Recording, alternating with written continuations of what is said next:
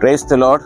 Good news, ಶುಭವಾರ್ತೆಗೆ ನಿಮ್ಮೆಲ್ಲರನ್ನು ಕೂಡ ಈ ಮುಂಚಾನೆ ಸಮಯದಲ್ಲಿ ಸ್ವಾಗತಿಸುವವನಾಗಿದ್ದೇನೆ. ಈ ದಿನದ ವಾಕ್ಯ ಭಾಗಕ್ಕಾಗಿ ಜ್ಞಾನೋಕ್ತಿಗಳ ಪುಸ್ತಕ 3ನೇ ಅಧ್ಯಾಯ 1 ಮತ್ತು 2ನೇ ವಚನವನ್ನ ತೆಗೆದುಕೊಂಡಿದ್ದೆ.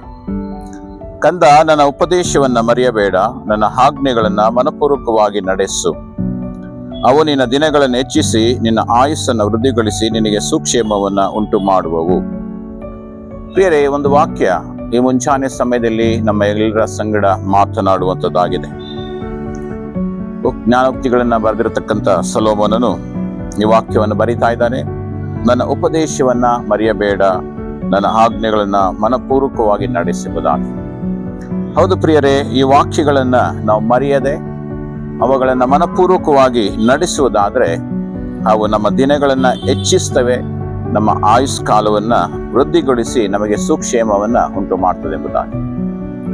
ಹೌದು ಪ್ರಿಯರೇ, ನಾವು ದೇವರ ವಾಕ್ಯವನ್ನ ಕೈಗೊಂಡು ನಡೆಯುವಾಗ, ದೇವರ ವಾಕ್ಯಕ್ಕೆ ವಿಧೇಯರಾಗುವಾಗ, ಮನಪೂರ್ವಕವಾಗಿ ನಾವು ಅದನ್ನು ಕೈಗೊಂಡು ನಡೆಯುವಾಗ ದೇವರು ನಮ್ಮ ಆಯುಷ್ ಕಾಲವನ್ನು ಎಚ್ಚರಿಸುವವನಾಗಿದ್ದ.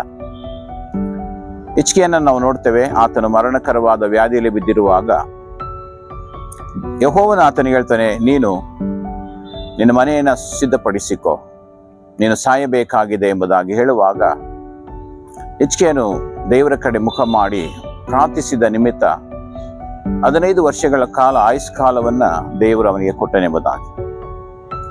ಅದೇ ರೀತಿಯಲ್ಲಿ ಮುಂಚಾನೆ ಸಮಯದಲ್ಲಿ ವಾಕ್ಯವನ್ನ ಕೇಳಿಸಿಕೊಳ್ತಿರತಕ್ಕಂಥ ಪ್ರತಿಯೊಬ್ಬೊಬ್ಬರನ್ನ ನಾನು ಉತ್ತೇಜಿಸ್ತೇನೆ. ನಾವು ದೇವರ ವಾಕ್ಯವನ್ನ ಕೈಗೊಂಡು ನಡೆಯೋಣ, ಮನಪೂರ್ವಕವಾಗಿ ಅದನ್ನ ಪಾಲಿಸೋಣ.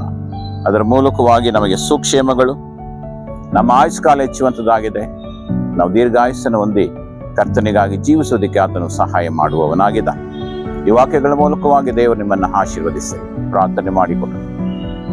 ತಂದೆಯಾದ ದೇವರೇ, ಈ ಮುಂಚಾನೆ ಸಮಯದಲ್ಲಿ ನಿನ್ನ ವಾಕ್ಯವನ್ನು ಕೇಳಿಸಿಕೊಳ್ತಿರತಕ್ಕಂಥ ಎಲ್ಲ ನಿನ್ನ ಮಕ್ಕಳನ್ನು ಆಶೀರ್ವದಿಸು ಅಪ್ಪ. ಅವರ ಯಾವ ಯಾವ ಸಮಸ್ಯೆಗಳಲ್ಲಿ ಹಾದು ಹೋಗುತ್ತಾ ಇದ್ದಾರೋ, ಅನಾರೋಗ್ಯಗಳಲ್ಲಿ ಹಾದು ಹೋಗುತ್ತಾ ಇದ್ದಾರೋ ಅಪ್ಪ, ಅವರು ನಿನ್ನ ವಾಕ್ಯಗಳನ್ನು ಕೇಳುವುದರ ಮೂಲಕ, ಅದನ್ನು ಕೈಗೊಂಡು ನಡೆಯುವುದರ ಮೂಲಕ ಅವರಿಗೆ ದೀರ್ಘಾಯುಸ್ಸನ್ನು ಕೊಟ್ಟು ಅವರ ಆಯುಸ್ಸನ್ನು ವೃದ್ಧಿಗೊಳಿಸಿ ಸುಕ್ಷೇಮವನ್ನು ಕೊಟ್ಟು ನಡೆಸುವುದಾಗಿ ನಾವು ಪ್ರಾರ್ಥಿಸ್ತೇವೆ.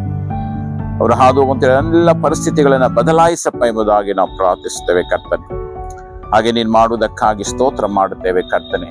ಪ್ರತಿಯೊಬ್ಬೊಬ್ಬರನ್ನ ಮುಟ್ಟಿ ಆಶೀರ್ವದಿಸಿ ನಡೆಸು. ನೀನು ಮಹಿಮೆ ಹೊಂದಿಕೋಸು. ಪ್ರಾರ್ಥನೆ ಕೇಳಿದಕ್ಕಾಗಿ ಸ್ತೋತ್ರ. ಯೇಸು ನಾಮದಲ್ಲಿ ಪ್ರಾರ್ಥಿಸ್ತೇವೆ ತಂದೆಯಾದ ದೇವರೇ, amen. Praise the Lord. God bless you.